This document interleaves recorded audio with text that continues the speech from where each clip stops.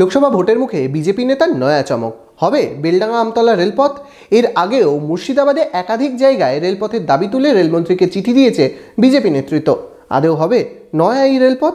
দেখুন বিস্তারিত।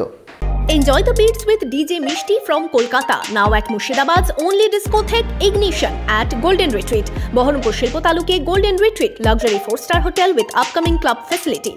সাটুই চৌরিগাছা স্টেশন থেকে কান্দি পর্যন্ত রেল লাইনের কাজ শুরু করার পাশাপাশি এবার বেলডাঙ্গা থেকে নওদার আমতলা পর্যন্ত নতুন রেলপথের দাবি বিজেপির।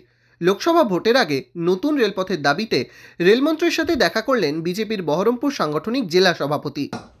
রেলমন্ত্রী অশ্বিনী বৈষ্ণবজির কাছে বেলডাঙ্গা থেকে নওদা আমতলা পর্যন্ত রেল লাইনের দাবিকে সমর্থন জানিয়ে আমরা একটা লেটার জমা করলাম এবং রেলমন্ত্রীর সঙ্গে দীর্ঘ আলোচনা করা হয়েছে। বেলডাঙ্গা থেকে আমতলা অর্থাৎ নওদা ব্লকের এই রেল লাইনটার জন্য পশ্চিমবাংলার কাছে অর্থাৎ পশ্চিমবঙ্গ সরকারের কাছে একটা নির্দিষ্ট সার্ভে রিপোর্ট চেয়ে পাঠাবেন। আমাদেরকে আশ্বস্ত করেছেন রেলমন্ত্রীর সঙ্গে নিজেও। এদিন রেলমন্ত্রীর সাথে দেখা করে বিজেপি নেতা জানান, বেলডাঙ্গা আমতলার নতুন রেলপথের দাবির পাশাপাশি চৌরিগাছা থেকে কান্দির রেলপথ নিয়েও আলোচনা হয়েছে।